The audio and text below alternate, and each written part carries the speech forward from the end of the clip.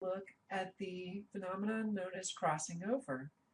This is unique to meiosis because we are going to be dealing with what are called homologous chromosomes.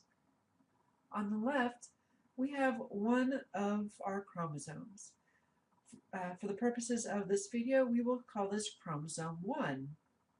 And on the right, we also have another chromosome 1. Think back to our genetics lecture when we discussed how we get one set of our chromosomes from mom and a set that comes from dad. On the left, we'll say this is mom's chromosome. And on the right, we'll say this is dad's. Notice how I have 3 different gene regions on both of these chromosomes.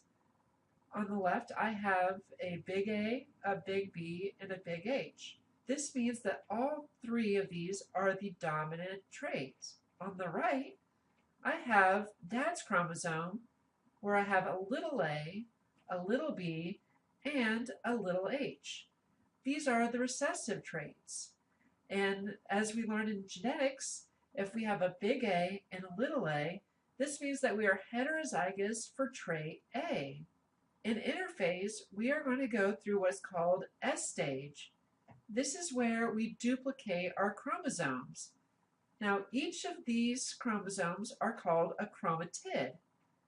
Now, when we replicate, we are going to have 2 sets of sister chromatids. So notice how I have duplicated mom's chromosome and I've duplicated dad's chromosome. They are the exact same. Now, during prophase, these guys are going to get really chummy. They're going to get really close. And notice how my H region has a fair amount of overlap. I have that big H and the little h right on top of one another. Now these are going to line up on the metaphase plate during metaphase. And as we learned in metaphase, these chromosomes are going to separate. And when they do, we have what's called crossing over. And notice how our H's have switched places. So here I have a big A, a big B, and this time I have a little h. Over here I have a little a little b, and a big H. Now this might not seem like that big of a deal, but when we undergo meiosis II, these sister chromatids are going to separate. So in each of our 4 daughter cells, we're going to have 4 unique combinations. In our first, we have one of the sister chromatids that we got from mom originally, with the big A, big B, and big H. However, I have a brand new sister chromatid with a different combination, big A, big B, and a little h.